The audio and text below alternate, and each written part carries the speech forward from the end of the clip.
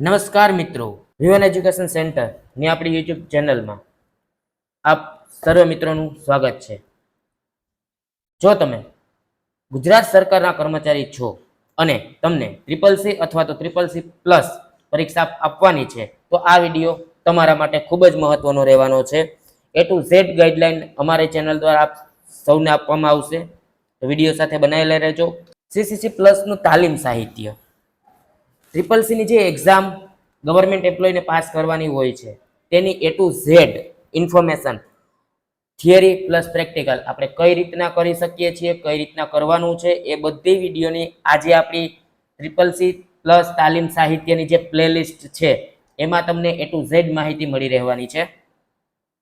તો મિત્રો આ વિડીયો સાથે બન્યા રહેજો અને તમારા સાથી મિત્રો જે તાજેતરની અંદર જ ગવર્મેન્ટમાં લાગ્યા છે અથવા તો નેક્સ્ટ પ્રમોશનની રાહમાં છે તે બધાને CCC અથવા તો CCC પ્લસની એક્ઝામ પાસ કરવાની થતી હોય છે તેના સુધી આ વિડીયો અચૂક પહોંચાડજો, જેના દ્વારા બધા મિત્રોને માહિતી સરળતાથી મળી રહે. મિત્રો, સરકારી કર્મચારીઓ માટે CCC અથવા તો CCC પ્લસ માત્ર એક કોમ્પ્યુટર સર્ટિફિકેટ નથી. તેનો મુખ્ય ઉદ્દેશ સરકારી કર્મચારીઓને કોમ્પ્યુટર અને ડિજિટલ ઓફિસ વર્ક માટે કોમ્પિટન્ટ બનાવવાનો છે. આજના સરકારી કામ જેવા કે online file work, e governance, government portals, emails, word processing, spreadsheet, presentation, internet, digital data management, online communication, આવી જે રોજિંદા કામનો ભાગ બની ગયો છે આ બધી સર્વિસીસ છે. તો ગુજરાત સરકારની આઈટી પોલિસીમાં પણ ગવર્મેન્ટ એમ્પ્લોઈઝને આઈટી સ્કિલની ટ્રેનિંગ આપવા અને ફ્યુચર પ્રમોશન માટે CCC અથવા તો CCC પ્લસ સર્ટિફિકેટની જરૂરિયાતનો ઉલ્લેખ કરવામાં આવ્યો છે. આ વાત થઈ CCC અથવા તો CCC પ્લસ શા માટે મહત્વની છે, બરાબર.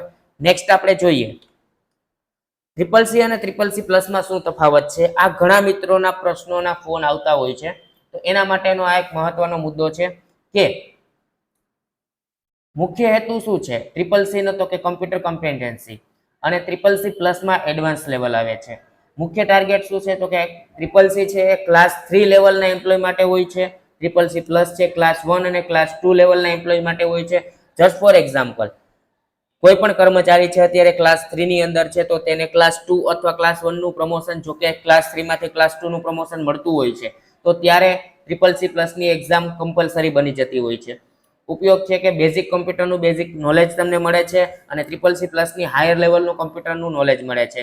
એક્ઝામ છે સિલેબસ મુજબ રહેશે, CCC પ્લસમાં એ સેમ જ રહેશે. ગવર્મેન્ટ સર્વિસનો એના પણ રૂલ્સ છે અને ગવર્મેન્ટમાં પણ CCC પ્લસમાં રૂલ્સ છે. એક વસ્તુ ખાસ મિત્રો કે દરેક કર્મચારી માટે એક સરખો નિયમ લાગુ પડે એવું માનવું નહીં. કર્મચારીઓના cadre, department, recruitment rules, service rule અને પ્રમોશન રૂલ પ્રમાણે રિક્રુટમેન્ટ અલગ અલગ હોઈ શકે છે. આ થયું આપણે CCC અથવા CCC પ્લસમાં શું તફાવત છે. નેક્સ્ટ આવે છે સૌથી ઇમ્પોર્ટન્ટ પોઈન્ટ કે ઘણા કર્મચારીઓ માટે CCC અથવા CCC પ્લસનું મહત્વ પ્રમોશન અથવા તો કરિયર પ્રોગ્રેસિવ હોય છે, પરંતુ ઓફિશિયલ ગુજરાત ગવર્મેન્ટ મટીરિયલમાં CCC પ્લસની કેટલીક પ્રમોશન રિલેટેડ રિક્વાયરમેન્ટ એટલે qualifying exam for the computer knowledge તરીકે દર્શાવવામાં આવ્યું છે. જો તમારા સર્વિસ રૂલ્સમાં અથવા તો પ્રમોશન રૂલ્સમાં CCC અથવા CCC પ્લસ ફરજિયાત હોય તો પરીક્ષા પાસ કરવી તમારી સર્વિસ પ્રોગ્રેશન માટે મહત્વની બની જાય છે. આ એક પ્રમોશનની મહત્વની એક સૂચના હતી તમારા માટે. ગવર્મેન્ટ એમ્પ્લોય માટે પ્રેક્ટિકલ ઇમ્પોર્ટન્સ શા માટે છે, તો અત્યારે મેં તમને વિડીયોમાં પહેલા પણ કીધું હતું કે ઓફિસ વર્ક છે, ડોક્યુમેન્ટ વર્ક છે, ડેટા ઇન એક્સેલ છે, ઇન્ટરનેટ ઓનલાઈન સર્વિસ છે, ઈમેલ છે, સાયબર સિક્યુરિટી છે અને ઈ ગવર્નન્સ છે. તો અલગ અલગ જગ્યાઓમાં અલગ અલગ રીતના વર્ક અત્યારે થઈ રહ્યું છે. એટલા માટે જ ગવર્મેન્ટ એમ્પ્લોયને બેઝિક ફંડામેન્ટલ ઓફ કોમ્પ્યુટરનું નોલેજ પ્રેક્ટિકલ સાથે હોવું જરૂરી છે. તો ઓફિસ વર્કમાં ક્યાં તમને કામ લાગી શકે છે, તો કે કમ્પ્યુટર નોલેજ વગર આજના સમયમાં ગવર્મેન્ટ ઓફિસમાં કામ કરવું મુશ્કેલ છે. તમને પણ ખ્યાલ છે મિત્રો કે નાનામાં નાના ખેડૂતથી લઈ અને મોટા અધિકારીઓ સુધી કોમ્પ્યુટરનું નોલેજ હોવું અત્યારે જરૂરી બની ગયું છે. એ પણ તમે બધા મિત્રોને ખ્યાલ છે કે અત્યારે ખેતીવાડીની મોસ્ટ ઓફલી સહાયો બધી છે પહેલાના જમાનામાં આપણે લાઈનમાં ઊભું પડતું હતું, પણ અત્યારે ઈ ગવર્નન્સ આવ્યું છે ત્યારથી આપણે એ બધી જે વસ્તુ છે એ સરળતાથી આપણે આંગળીઓના ટેરવે આપણે કામ કરી શકીએ છીએ.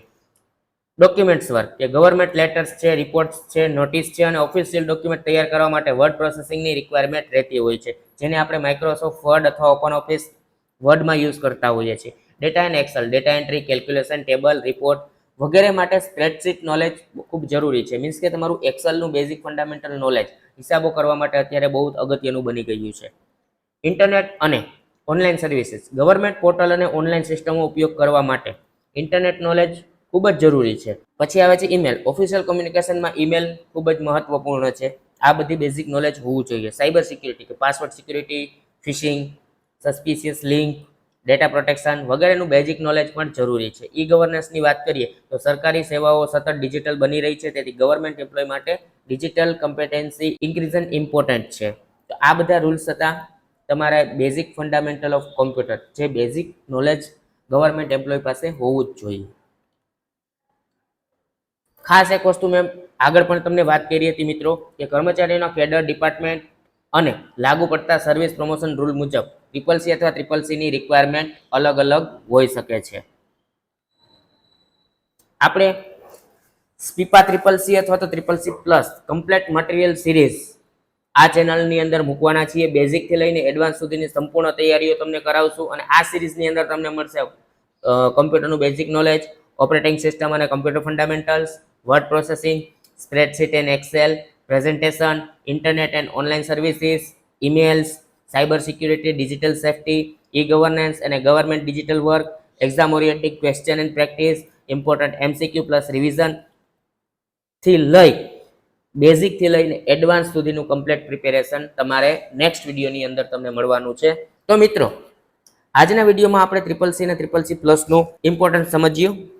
હવે પછીના વિડીયોની અંદર આપણે સ્પીપામાં CCC અથવા CCC પ્લસની કમ્પ્લીટ પ્રિપેરેશન સિરીઝ શરૂ કરીશું. બેઝિકથી એડવાન્સ સુધી જશું સ્ટેપ બાય સ્ટેપ અને એક્ઝામ ઓરિએન્ટેડ મટીરિયલ સાથે. એટલે એક પણ વિડીયો મિસ ન કરતા ચેનલને સબસ્ક્રાઇબ કરો અને બેલ આઇકન જરૂર દબાવો. મળીએ હવે પછીના વિડીયોમાં.